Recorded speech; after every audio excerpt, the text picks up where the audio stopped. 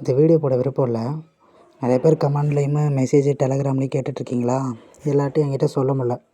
எனக்கு கிடைக்கல, மார்க் கம்மியாகிடுச்சு, எனக்கு கிடைக்கலன்னு ஒவ்வொருத்தையும் சொல்ல முடியல. எனக்கு ரொம்ப கஷ்டமாக இருக்குது. அதனால தான் இந்த வீடியோ போடுறேன். ஒர்க்கு கிடச்சா இதெல்லாம் பேசணும்னு நிறைய ஞாபகம் வச்சுருந்தேன். மேபி கிடைக்கலன்னா என்ன பண்ணலாம் அப்படின்ற தாட் இல்லை. கஷ்டம், கொஷின் பேப்பர் கஷ்டம் எல்லாமே தெரிஞ்சாலுமே வரலன்னு என்ன பண்ணுறது அப்படிங்கிற ஒரு தாட் இல்லை எனக்கு. கிடச்சிருன்ற ஒரு நம்பிக்கை இருந்தது. டோட்டல் மார்க் வந்து 219. கொஷின்ஸ் வந்து பார்த்திங்கன்னா 146 கொஷின்ஸ் கரெக்டாக போட்டிருந்துருக்கேன். எனக்கு டென்டேட்டிவ் கீ படி பார்த்திங்கனாலே ஒரு 148 கிட்ட வந்தது. அதாவது தமிழ்லேயே வந்து 78 வந்தது.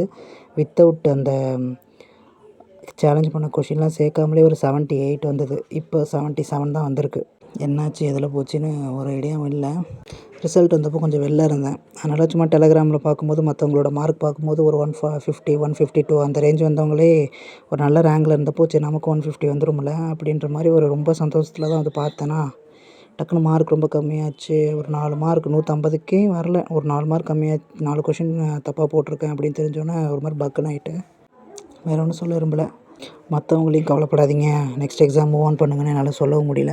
ஏன்னா எனக்கு இப்படி இருக்குன்னா உங்களுக்கும் அப்படி தானே இருக்கும். நெக்ஸ்ட் என்ன பண்ண போகிறதுன்னு தெரில. 2A மெயின்ஸ் தான் படிக்கணும். சரி, ஓகே.